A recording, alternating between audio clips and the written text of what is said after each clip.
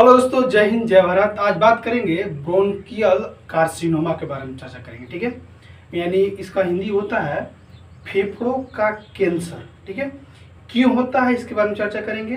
हो गया तो क्या क्या करना होगा, कारण होने का मुख्य कारण क्या क्या हुआ और लक्षण, और इसके साथ ये बात करेंगे कि जटिलताएं क्या क्या देखने को मिल सकता है। ठीक है, इसके बारे में आज चर्चा करेंगे।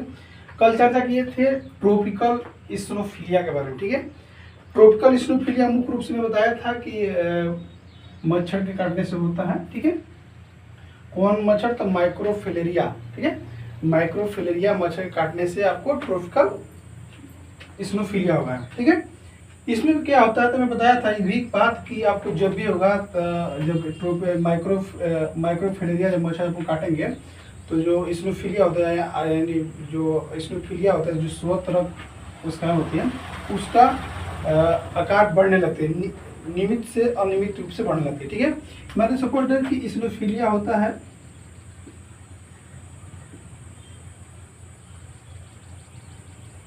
फिलिया नॉर्मल होता है 1 से 6%। ठीक है, लेकिन आपको ट्रोपिकल इस्नोफिलिया होता है इसमें 20 से 90% बढ़ जाता है।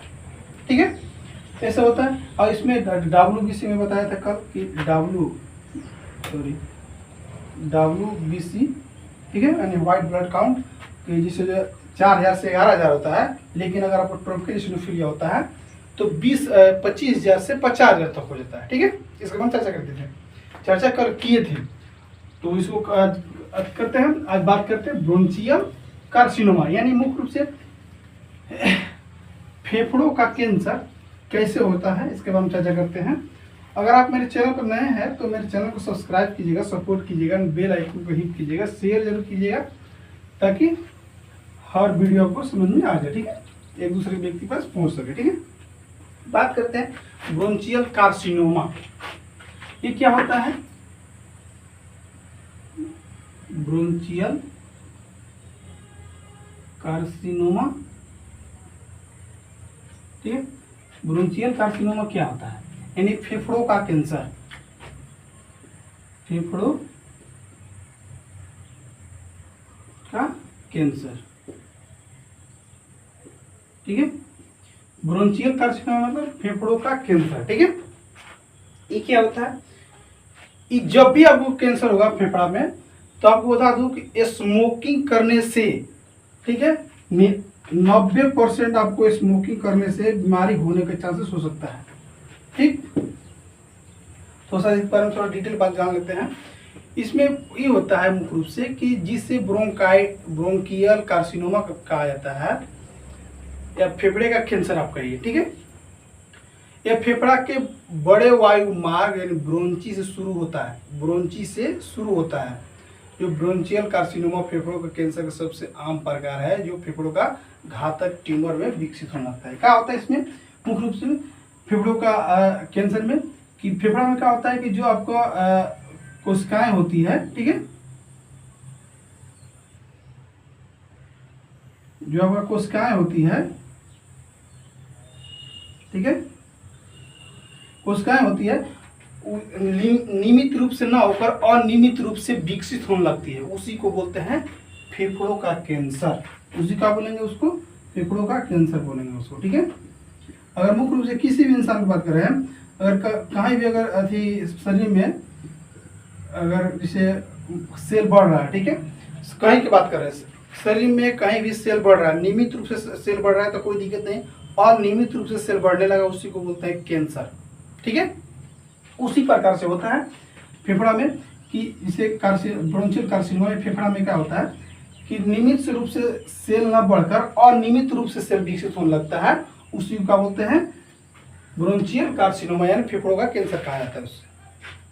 ठीक है, ये होता है। अब बात करते हैं कारण, ये होने के मुख्य कारण क्या है। ये होने के बहुत सारे कारण हो सकते हैं, लेकिन मुख्य रूप से यही है कि जब भी कैंसर होगा तो आपको 90% का मुख्य कारण है कि आप धूम्रपान करते हैं उसकी वजह से। ठीक है, और 10% ऐसे भी हो सकता है। ठीक है, 90% बता रहा हूं कि आप धूम्रपान करने से होगा, धूम्रपान, ठीक है, करने से होगा।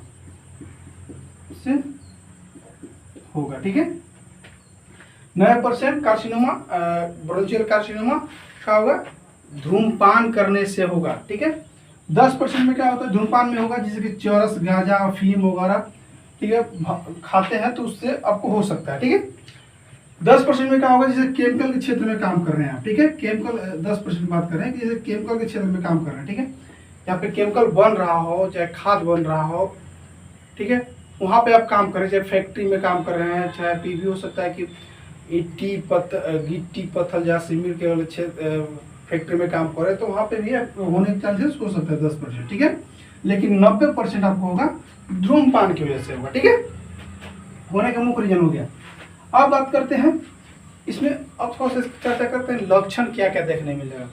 सपोज अगर आपको ब्रोंचियल कार्सिनोमा हुआ है तो क्या क्या लक्षण देखने को मिल सकते हैं। इसमें लक्षण बहुत सारे आपको देखने को मिल सकता है। पहला कि सांस फूलेगा आपको। ठीक है, सांस फूलेगा, डिफिकल्ट ब्रीथिंग होगा, ये हो सकता है कि खांसते खांसते आपको बलगम के साथ ब्लड भी निकलेगा। ठीक है, इसको बोलते हैं रक्त युक्त बलगम, यानी जिसको बोलते हैं हेमोप्लास्टाइसिस भी कहा जाता है। ठीक है, आपको बार बार नमूनिया होगा। ठीक है, आपका वजन धीरे धीरे कम होने लगेगा। ठीक है, सीने में दर्द होगा, जब सांस लेता तो चेस्ट पेन होगा, सांस लेने में कठिनाई महसूस होती है, खांसी 1-2 हफ्ते से ज़्यादा भी रह सकता है। ठीक है, इसमें भी होता है कि जैसे ब्रोंचियल कार्सिनोमा होता है तो शुरुआती में लक्षण आपको दिखाई नहीं देगा। ठीक है, किसी व्यक्ति में अगर ब्रोंचियल कार्सिनोमा हुआ है यानी फेफड़ों का कैंसर हुआ है तो उसमें शुरुआती लक्षण में उसको स्टार्टिंग में आपको कोई भी लक्षण दिखाई नहीं देगा, लेकिन धीरे धीरे first stage, second stage, third stage, fourth stage जाने लगता है तो उसको लक्षण सब दिखाई लगेगा, दिखाई सब देने लगेगा। कौन कौन लक्षण दिखाई देगा, हो सकता है जिस पहले की खांसी जो 2 हफ्ते से ज़्यादा हो सकता है, हो सकता है सांस लेने में कठिनाई हो सकता है, सीने में दर्द हो सकता है। ठीक है, हेमोप्लाइटिसिस हो सकता है, यानी इसको बोलते हैं रक्त युक्त बलगम। ठीक है, एक का होता है कि इसमें मुख्य रूप से ये भी होता है इसमें कि वजन कम होगा, ये सब आपको देखने को मिल सकता है लक्षण। अब बात करते हैं कॉम्प्लिकेशन में क्या होगा। ब्रोंचियल कार्सिनोमा होने पर कॉम्प्लिकेशन में क्या होगा, कॉम्प्लिकेशन में मुख्य रूप से होगा कि सपोर्ट है जैसे कि आपको फेफड़ा में कैंसर हुआ है तो फेफड़ा के अन्य भाग में भी वहाँ से एक दूसरे अगल बगल जितने भी अंग होते हैं उसमें भी कॉम्प्लिकेशन में होता है कि फैलने लगता है। ठीक है, इसको बोलते हैं मेटास्टेसिस।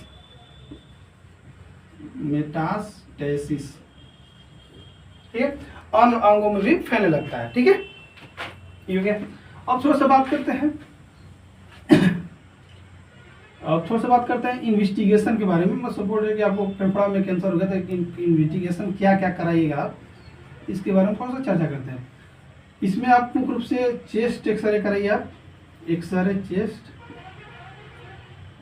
चेस्ट का कराइए एक्सरे। ठीक है, उसके बाद आप भी कराइए, चेस्ट कराइएगा, इसको एक्सरे कराइएगा, चेस्ट एक्सरे कराइएगा तो उसमें दिखेगा ट्यूमर दिखाई देगा आपको, छोटी हवा की थैली आपको दिखाई देगा चेस्ट एक्सरे में। ठीक है, ब्रोंचोस्कोपी कराइए, ब्रोंचोस्कोपी कराइए, ब्रोंचोस्कोपी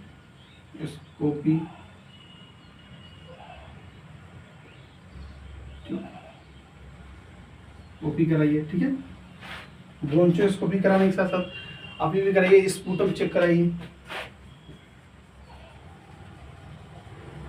ठीक, स्पूटम चेक कराने के साथ साथ आप भी करिए biopsy of the lymph node भी चेक कराइए। और